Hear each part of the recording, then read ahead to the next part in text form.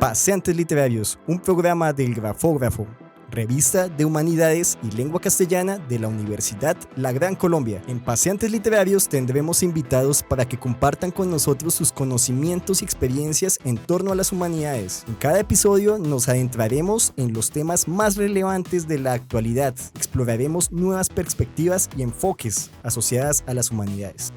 Buen día. El día de hoy nos acompaña Luis Cermeño, escritor de fantasía y ciencia ficción colombiano. Nació en Saravena en 1981. Estudió comunicación social y periodismo. Ganador del concurso Game Over con el cuento de Vespertino. Escrito en conjunto con Andrés Felipe Escobar. Investigador de la cibercultura y divulgador del pensamiento futurista. Fue el creador del primer concurso escolar de cuento, Yo soy el robot. Actualmente está desarrollando una nueva novela y tiene una librería llamada El Reino. Con esto en mente, agradezco de antemano el tiempo que nos brindas. Bienvenido, Luis Cermeño. Gracias, un honor y un gusto estar acá en la Universidad en Colombia y muchas gracias por la invitación.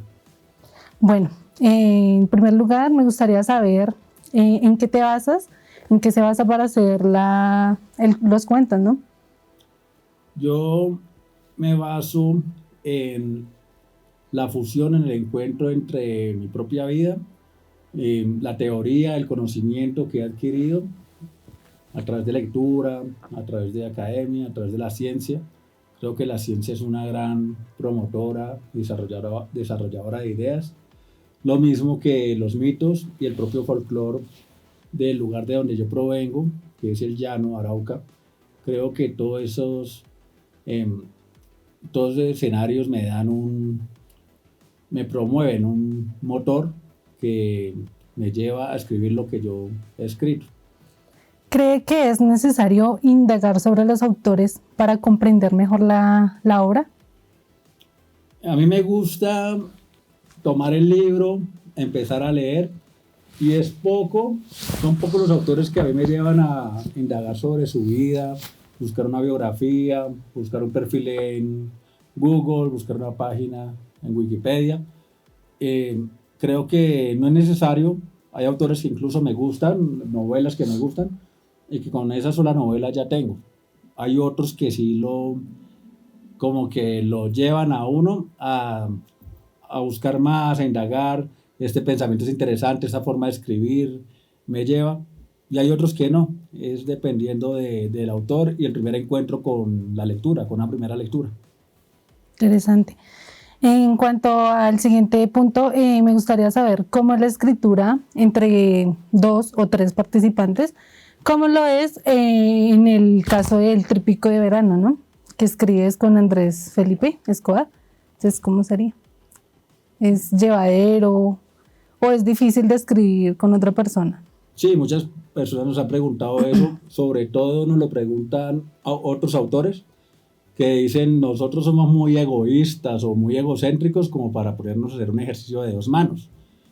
En nosotros eso no va porque desde antes había una amistad y también una amistad mediada, pero no limitada a nuestro gusto por la literatura y el conocimiento, otras áreas de conocimiento. Siempre estábamos indagando, siempre estábamos en nuestra conversación fabulando, echando cuentos, y dijimos y vimos que ya habían experiencias de escritura, sobre todo la ciencia ficción es muy común, en este género se da para que existan escrituras de 2 manos. Autores como Isaac Asimov escribían con otros, William Gibson y Sterling.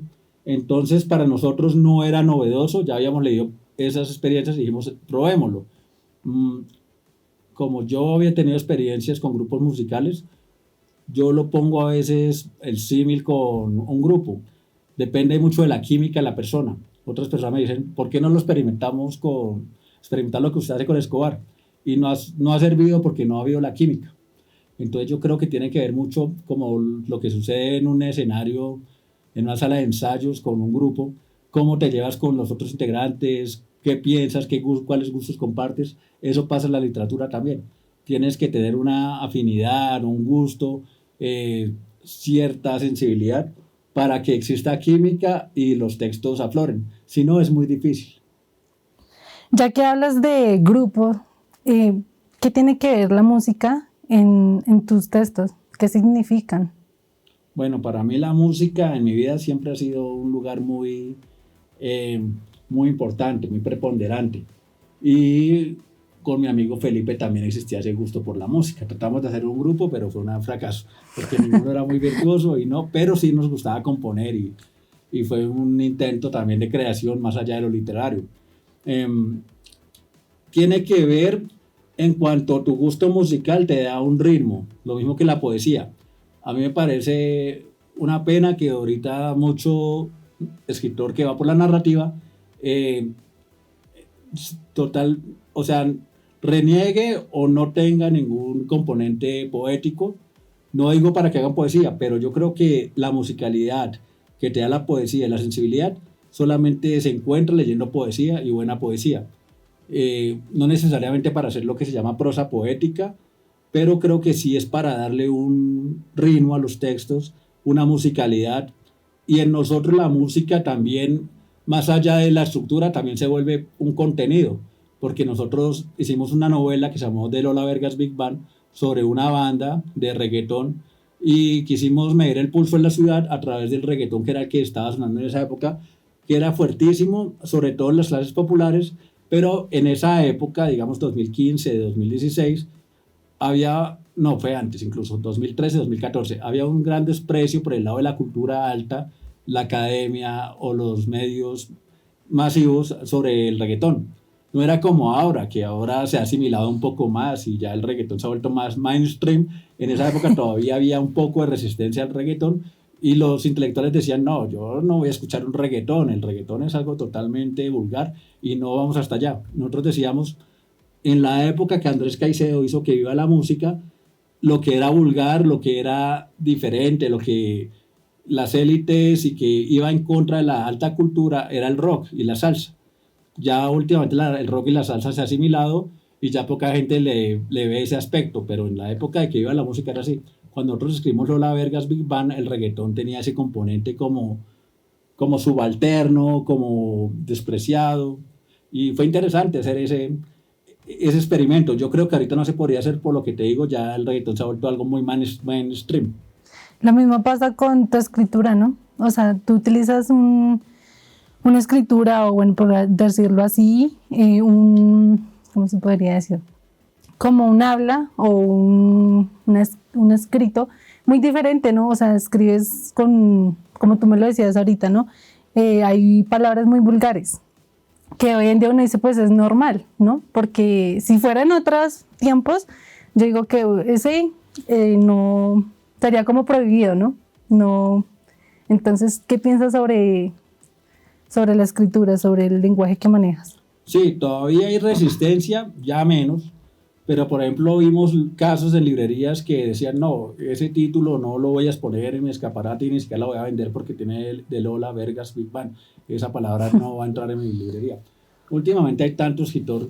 Después Fernando Vallejo sacó algo así sobre el hijo de puta, algo así. Ya Gabriel García Márquez había escrito Memoria de mis putas tristes.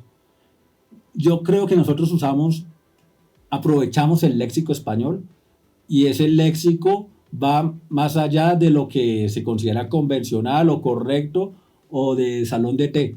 Entonces nosotros vamos más allá aprovechando el idioma.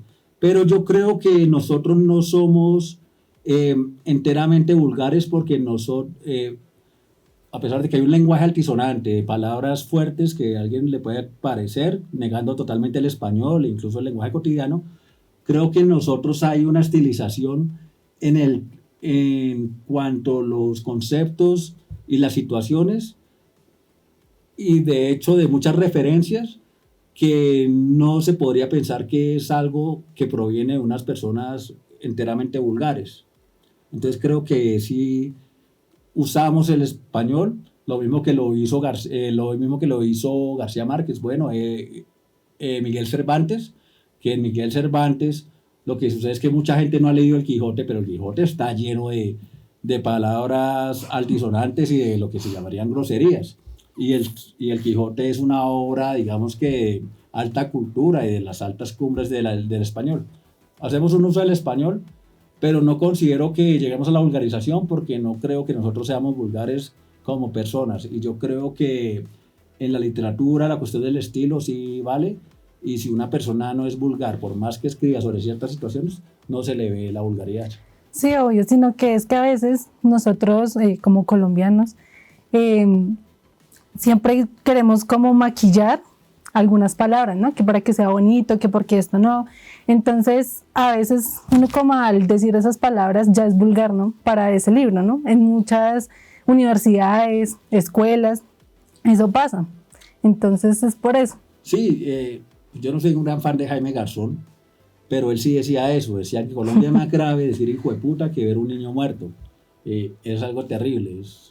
Tenemos una realidad muy fuerte, muy escabrosa, pero queremos ser súper meticulosos y súper correctos con ciertas convenciones, por ejemplo, convenciones artísticas. En el arte somos súper conservadores, entonces hacemos una resistencia a todo lo que se salga de los parámetros del arte convencional y académico, y en la literatura y en la música. Por eso el reggaetón costó tanto que entrara, pero ya ahorita el reggaetón entró porque lo que no entra de pronto por la academia o por la sociedad, entra por el mercado, y el mercado es el que te pone los valores, y el reggaetón entró por el mercado y ya tocó aceptarlo, fue por el mercado, no tanto porque socialmente fuera bien visto. Bueno, cuéntanos un poquito sobre la obra Arrúllame Ramona. Arrullarme Ramona es, por decirlo de la manera más escueta posible, una reformulación de Pinocho, pero con una androide, y es una crítica un poco a la banalidad de la cultura posmoderna. Entonces es un androide con de, una formación de valores y de cerebro que salió de las redes sociales y de los valores que nos venden como que son lo máximo en cuanto a la cultura light de la, de las revistas literarias y la farándula cultural latinoamericana. Ella es una réplica de esas cosas, y nosotros llevamos eso al extremo, al paroxismo, de mostrar cuán despreciable es. Y en cuanto a tríptico de verano. Tríptico de verano y una mirla es una idea de hacer 4 trípticos. Hasta ahora salió ese primer libro, ya tenemos todos escritos, pero no se han publicado. Son 3 cuentos que se escriben al lado de un autor, no digamos que imaginario, pero sí ficcional, que se llama Julián Andrés Marsella. En el primer cuento es la historia de él, narrada por las 3 personas en las que se incluye él mismo, contando su propia desgracia.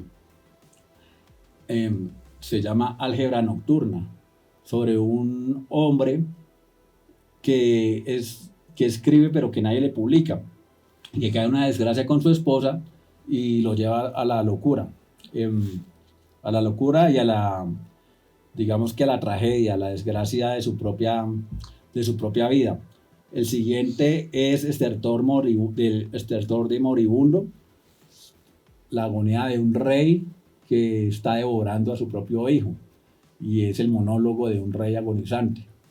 La siguiente, Cielo Subterráneo, que es un cuento más en los parámetros de ciencia ficción, de un grupo de personas, de una humanidad, digamos que perdida, que se encontraba en el subsuelo y emerge de repente de las faldas de Monserrate a destruir Bogotá. Esa destrucción de Bogotá va en dirección a nuestro propio sentimiento que como bogotanos a veces tenemos, de destruir toda esta mierda, porque Bogotá a veces uno quisiera cogerla y romperla en dos y acabar todo esto, porque es tal el caos, tal el desespero que uno quisiera destruirla. Y hay mucho autor de ciencia ficción que dice, es muy raro el escritor de ciencia ficción que escriba cuando está contento. Uno escribe con rabia, con desilusión, y por eso es que la ciencia ficción abunda el fin del mundo, porque a veces uno quisiera destruir el mundo y se pone del lado de los que los están destruyendo. Hay algunos autores que lo suavizan y ponen un héroe que por lo general no es el héroe con grandes virtudes sociales, sino totalmente lo contrario, es un antihéroe, pero que curiosamente salva a esta sociedad de mierda, que no deberían hacerlo. Pero nosotros hicimos ese ejercicio. Y de coda pusimos el cuento Mirla, que es una fabulilla sobre un pajarito enamorado de un maestro, y también acaba en una tragedia amorosa. ¿Cuál fue su experiencia en estas obras, no? ¿Cómo fue? ¿Cómo lo sintió? ¿Fue personal o...? Nuestro primer editor era un señor ya mayor, digamos que bordeando los 50 años, y nosotros escribimos eso 25, 26 años. Y decía, ¿cómo es posible que ustedes tan jóvenes escriban sobre esto? que es tan desastroso. O sea, ¿cómo puede haber sido su experiencia en el amor tan terrible para que escriban algo tan desastroso que yo a los 50 años he visto y he vivido? Y él se sintió muy compenetrado por eso, porque a su edad él había vivido tragedias similares. Entonces, yo no sé si fuimos precoces en la tragedia, pero sí ayudó que desde muy jóvenes con Felipe hayamos tenido un poco de alma vieja, y desde muy jóvenes hayamos estado desencantados de tantos discursos, desde la academia, desde la literatura, de pronto un poco por estar tan alerta a lo que es esta sociedad, nos desencantamos muy rápido de muchos discursos, incluso el discurso del amor. Entonces ese desencanto nos llevó a ser muy precoces en eso y escribir a una edad muy temprana unas cosas tremendamente terribles sobre la vida.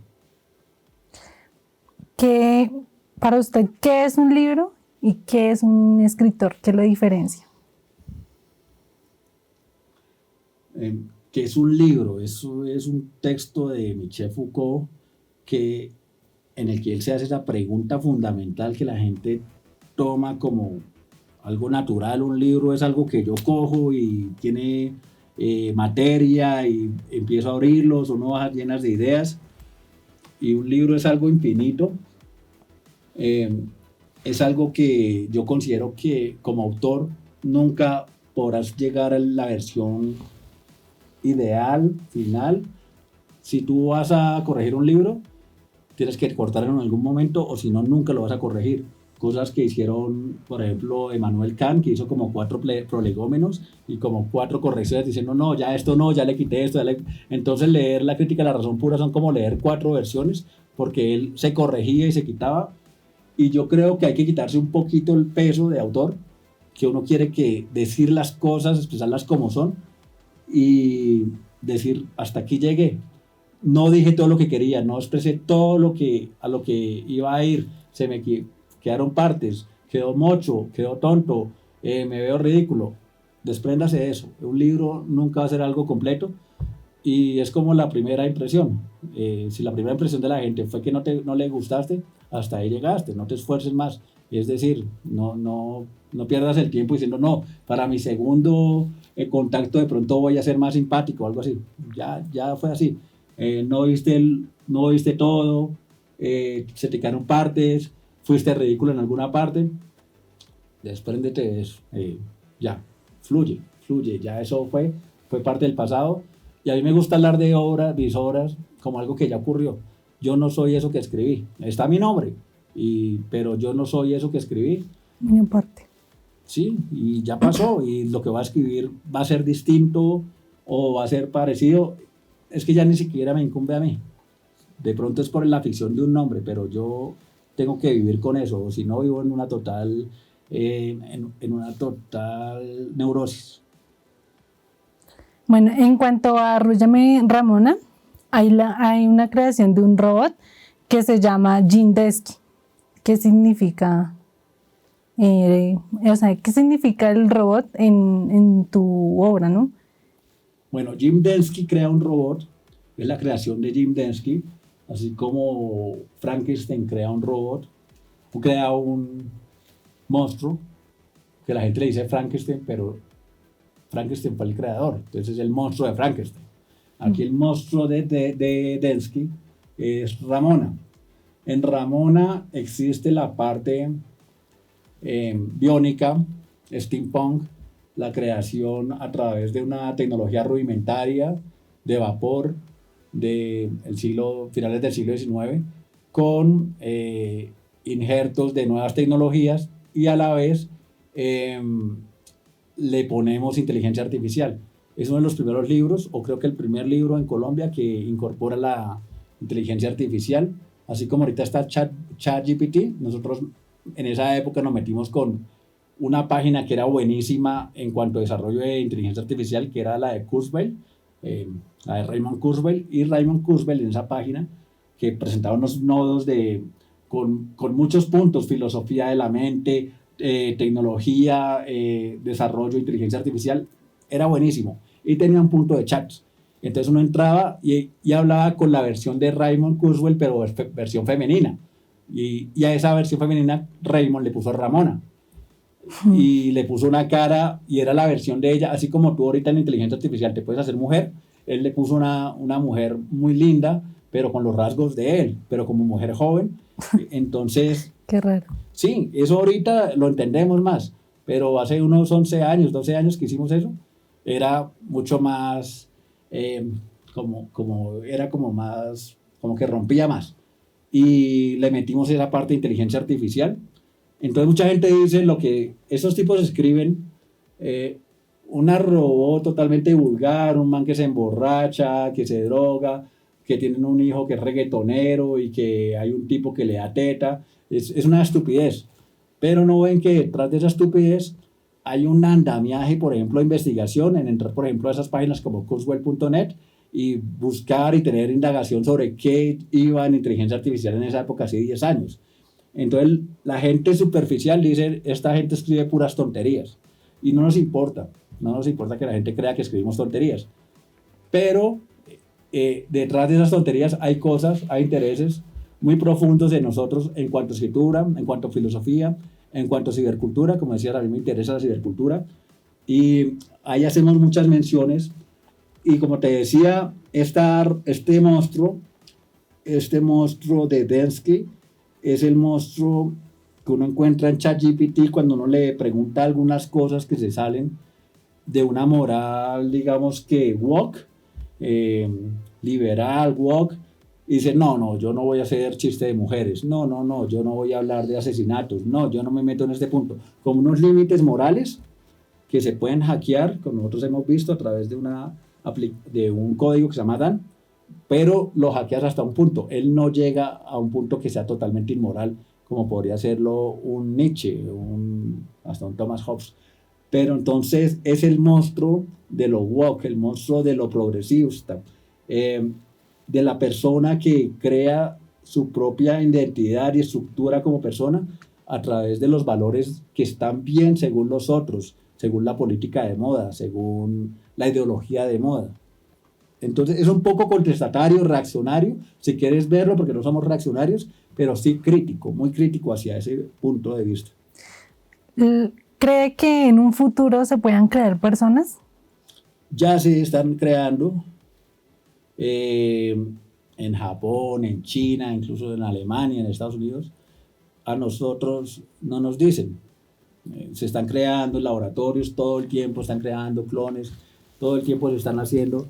Lo que sucede es que no puede salir en los medios, no puede salir porque primero hay una gran presión de la iglesia, de las iglesias, que consideran el carácter sagrado de la vida y que creen que solamente Dios puede diseñarlo. Pero así como se hizo el Clone Dolly en los años 90, pues del Clone Dolly a la persona no hay nada, en cuanto a tecnología que impidiera hacer ese paso.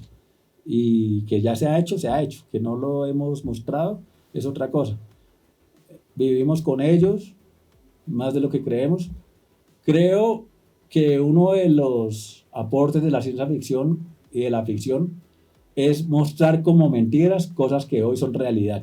Entonces la gente dice, no, eso es ciencia ficción, no, eso es ficción, es mentira, cuando realmente son cosas que sí están sucediendo. Es muy cierto. Pero ¿crees que, en un futuro nos puedan reemplazar a nosotros como seres humanos por un robot que esté ya todo, lo tengan ya todo grabado? Esa inquietud no es nueva. Esa inquietud viene desde el siglo XIX con las máquinas de hilar que se crearon las tuberas en Inglaterra, que creó la revolución industrial y que creó muchísimo, que creó de hecho eh, toda una revuelta de parte de los trabajadores por el miedo de pensar que las máquinas les iban a quitar los trabajos. Y es una realidad, las máquinas les quitan los trabajos. Eso, a ese movimiento se le llamó lúdita. Dicen que el escritor de ciencia ficción es un neolúdita porque es una persona que te está advirtiendo, ojo, con romantizar y decir que la tecnología es lo máximo, porque también nos puede afectar a nosotros como personas. Puede quitarnos la humanidad, puede quitarnos el trabajo.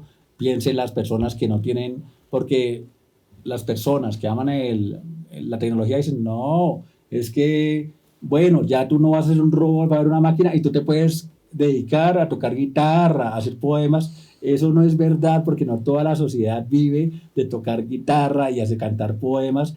Eso es algo falso. La gente necesita trabajar, la gente necesita ir a los lugares, a las industrias.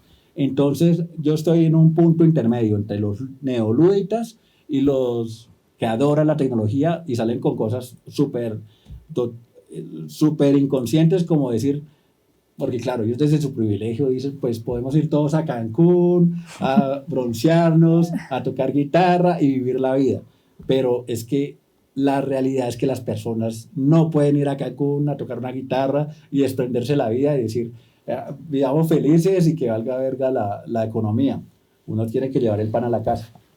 Así sea, haciendo trabajos, como salió un artículo que se llamaba Trabajos de Mierda, diciendo, se llama así el libro, Trabajos de Mierda, diciendo que el trabajo de oficina, que el trabajo del obrero, que todo eso, eran trabajos de mierda que querían ser abolidos por máquinas. Y lo que hay gente dice, incluso en los trabajos de mierda existe espacio para la creación. Incluso un oficinista puede hacer algo completamente genial cuando, por ejemplo, a ti te quita en un juicio, por ejemplo, en un juzgado, que es un sitio tan aburrido, tan de mierda, pero llega y dice, no, yo no le voy a dar la custodia a este hijo de puta, se lo voy a dar a la mamá. Ahí hace algo totalmente genial que cambia la vida de algunas personas, una microvida, pero desde su burocracia, desde su trabajo de mierda, cambia una vida y hace feliz a muchas personas.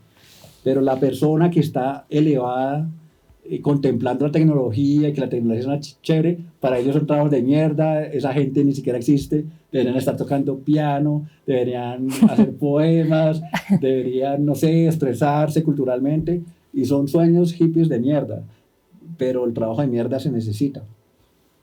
Bueno, ¿y será que un robot descompuesto se asemeja a historias como el álgebra nocturna? El álgebra nocturna, como te decía, es la historia de Julián Andrés Marsella, que es una persona descompuesta, una persona que a través del amor y de la pérdida del relato del amor se descompuso y se desintegra, se vuelve para decirlo coloquialmente, se vuelve mierda. Es la persona que tú ves llorando en el bar hasta las 3 de la mañana, haciendo estupideces, haciendo cosas en contra de en contra de su propia integridad, en contra de su propia moral. Entonces, un robot, un androide que se autodestruya, se ha hablado en la ciencia ficción, supuestamente es un principio de las leyes de Asimov, que un robot no puede atentar contra sí mismo, pero va a llegar un punto en que esta existencia va a ser tan loca que hasta los robots se descompongan. Pero no por el robot, porque nuestra humanidad hace que el robot no acepte más esta existencia. No sé si es impresión mía o no sé, tú me lo puedes corroborar. ¿Tú tratas algo del cyberpunk? Como lo religioso.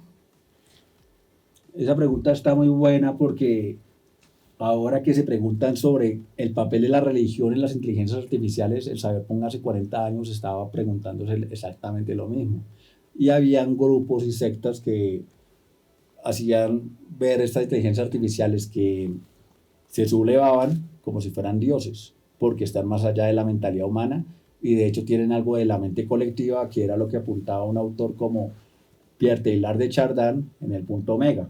Ya nadie lee a Pierre Teilhard de Chardin la gente no conoce el cyberpunk y vuelven estas preguntas insistentes sobre la religión y la inteligencia artificial porque no se tienen los referentes y porque hubo cierto desprecio hacia esta literatura y lo importante era, no sé, que ver el burrito en la calle empolvada, lo mágico en nosotros, pero se perdió la parte que yo creo que las dos cosas no se pueden ignorar. El burrito es hermoso, el burrito en la calle empolvada, pero no se puede ignorar tampoco la discusión global acerca de la informática y toda la repercusión que iba a tener sobre nuestras vidas. Entonces, el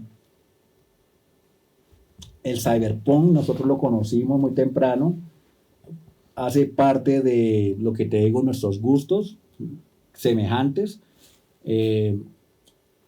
La ciencia ficción en esa época estaba en esa discusión del cyberpunk. Cuando entramos a la ciencia ficción había que hablar de cyberpunk porque era el momento histórico de la ciencia ficción, de esa literatura, y claramente nos nutrió.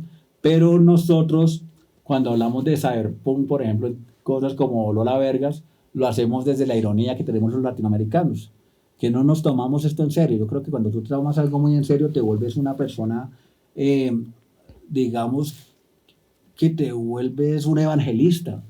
Ay, el evangelista de la ciencia ficción, o el evangelista del cyberpunk, de otras cosas que traes del exterior para acá y te lo quiere vender. No. Nosotros lo tomamos como burla. ¿Cómo sería un cyberpunk acá? ¿Cómo sería el discurso de estar conectado todo el tiempo en una máquina, pero desde nosotros, que crecimos en los 80 con una especie de publicidad, con una especie de relatos, y es muy distinto a como sucedió allá, y eso nos permite reírnos.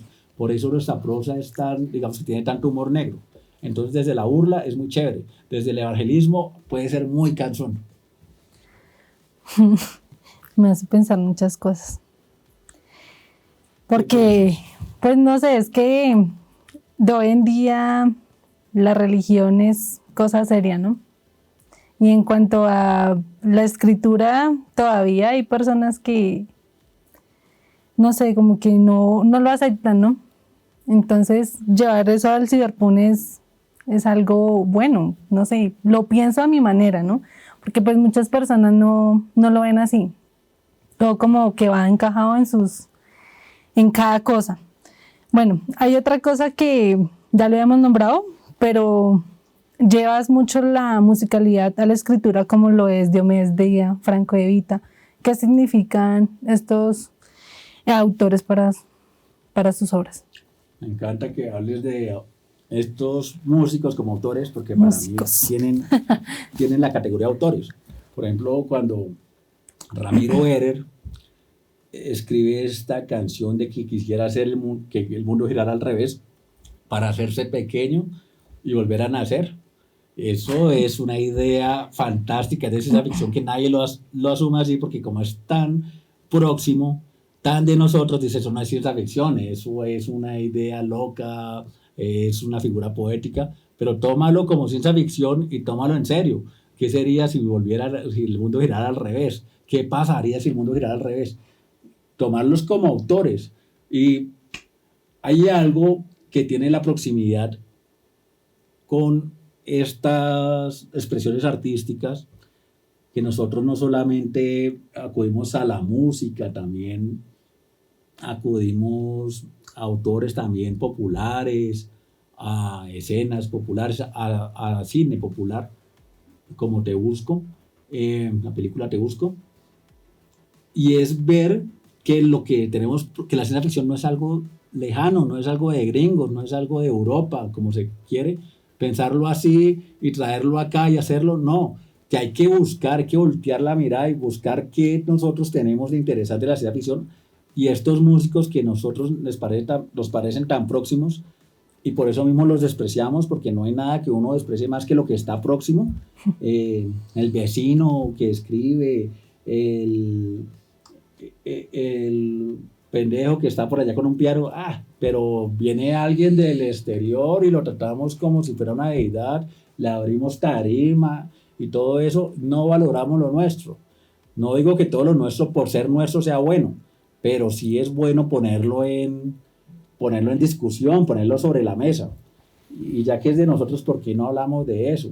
Entonces, Claro, nosotros crecimos con la música de plancha de nuestras mamás, crecimos nos emborrachamos con vallenatos, escuchamos rancheras, lloramos con Juan Gabriel. ¿Por qué entonces tenemos que escribir con música de Hans Zimmer y solamente Philip Glass? Nos encanta esa música, pero también hay que ver, como te digo, la escritura, el estilo de escritura tiene que ver mucho con la piel de uno y con nuestra genética y con nuestra sociedad y con nuestro contexto. Y ese es nuestro contexto, querámoslo o no. Entonces, la música juega un papel muy importante y la música popular. Una de las discusiones que nosotros tuvimos muy fuertes con el fandom, con el grupo de fanáticos de ciencia ficción y fantasía cuando recién empezamos, es que ellos decían, por ejemplo, habrían una discusión, pongan música de ciencia ficción. Entonces todo el mundo ponía Iron Maiden. Iron Maiden tiene canciones de ciencia ficción. Kraftwerk está inspirado en los robots. Músicos así, que tienen mucha, The Wall, Pink Floyd, que tienen ciencia ficción, se ve la ciencia ficción. Y uno decía Ana Gabriel, Juan Gabriel, Ramiro Berer, están mamando gallo, no están, pero no, estamos diciéndolo en serio, ellos también son ciencia ficción, ellos también pueden inspirar a uno a escribirlo, y la prueba es que nosotros hacemos textos con música popular, porque se puede. Interesante, muy chévere. También hay una crítica como a la política, ¿no? Nosotros a la religión. La crítica que nosotros hacemos de política, religión, no se circunscribe a los partidos, sino sencillamente a la práctica política, al quehacer político, al político corrupto, que es también algo súper cotidiano, al alcalde degenerado, al presidente que es un tirano, todas esas cuestiones. Entonces no es algo que es parte de nosotros, no circunscrito a un partido, a una persona, sencillamente es lo que nuestra sociedad, queremos hacer un retrato de la sociedad, de una forma u otra. No queremos decir, como mucha gente decía, que la ciencia ficción tenía que ser algo totalmente aséptico y alejado de la política. No, uno puede decir, desde un texto de ciencia ficción, los alcaldes acá son unos corruptos y este tipo es una porquería, pero sin ir más lejos, es solamente una forma de mostrar la realidad. Lo mismo que la corrupción de la religión, la corrupción está en todas las esferas, incluso en la esfera literaria. Entonces es algo, incluso en la literatura hay políticas de la literatura que se marcan por los institutos, las personas que ponen allí, las becas, las conveniencias, qué género se pone de moda, qué autores hay que poner como los autores representantes de Colombia, todo eso es política. Entonces, a ese punto, nosotros no somos como Fernando Vallejo, que hace un texto dedicado pues a un político, porque no, nos parece hartísimo. Es muy cierto. Bueno, en cuanto a tus obras, ¿qué nos puedes decir, qué nos puedes aconsejar para que las leamos, ¿no? ¿Qué invitación nos da a ellas? Bueno, yo creo que es interesante ponerse en contacto con una obra de Luis Cermeño o de Felipe Escobar y Luis Cermeño, porque primero es una literatura que no es común, no se encuentra mucho, no es la narrativa oficial.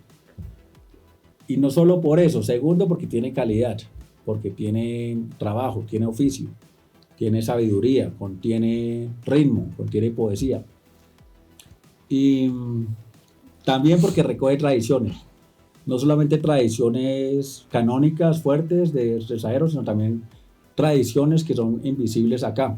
Nosotros hablamos de autores como por ejemplo Aquilino Velasco, Hernán Hoyos, que son autores que para nosotros nos parece de muy buena calidad, de muy buen nivel, que han sido ninguneados y desprestigiados a través de la cultura, de la academia, o que sencillamente no se leen. Nosotros queremos volver a leer a esos autores y que todavía nos hablan y nos hacen disfrutar la literatura, más allá de lo que está en las estanterías comerciales de librerías. Entonces creo que es interesante, es bueno también como una literatura para relajarse, para no tomarse en serio, para cagarse de la risa.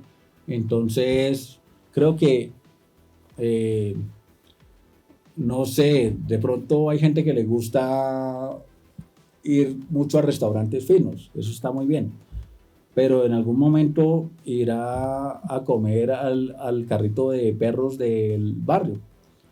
Stephen King decía que sus obras eran como un McDonald's, y yo creo que lo que yo escribo es como un toxiperro. Es como el perro crucificado cuando sale de rumbear. Un toxiperro. El perro a mil. Entonces a veces necesitas un perro a mil, no siempre necesitas ir a comer al super restaurante. A veces ni siquiera el bolsillo da para eso. Y a veces uno no quiere, a veces uno quiere algo relajado y ya.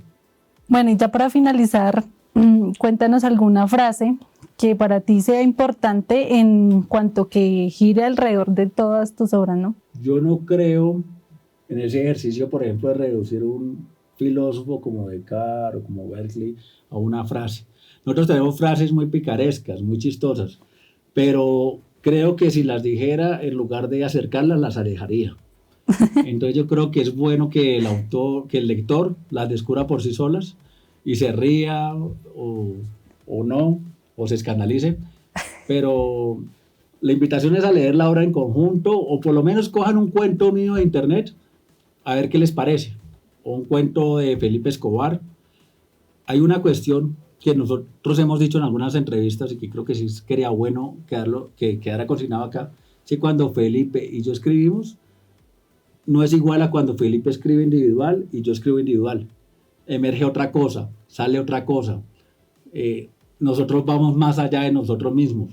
Entonces, por ahí mismo se crea Julián Andrés Marsella, como una creación, alguien que cree, tiene su propio cuerpo, y de ese propio cuerpo sale ese texto. Entonces, en ese sentido, Julián Andrés Marsella es un personaje ficticio, pero que tiene todo un tono, toda una personalidad para él mismo escribir sus cosas, y nosotros nos borramos, nos difuminamos con Felipe, junto a Felipe. Entonces creo que eso sería el borramiento del autor en otra cosa que es un texto a dos manos. Ok, muchísimas gracias. Pues agradecemos profundamente a quien nos haya acompañado en esta entrevista, que es muy importante para nuestra revista universitaria, que es el Grafógrafo.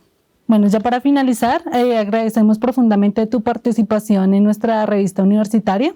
Para nosotros siempre es gratificante poder crear nuevos enfoques en torno a los distintos oficios y labores que en el campo de las humanidades y la literatura, esta búsqueda por la formación de saberes en torno a nuestro campo de estudio se enriquece en tanto encontramos nuevas perspectivas que alimentan la propia.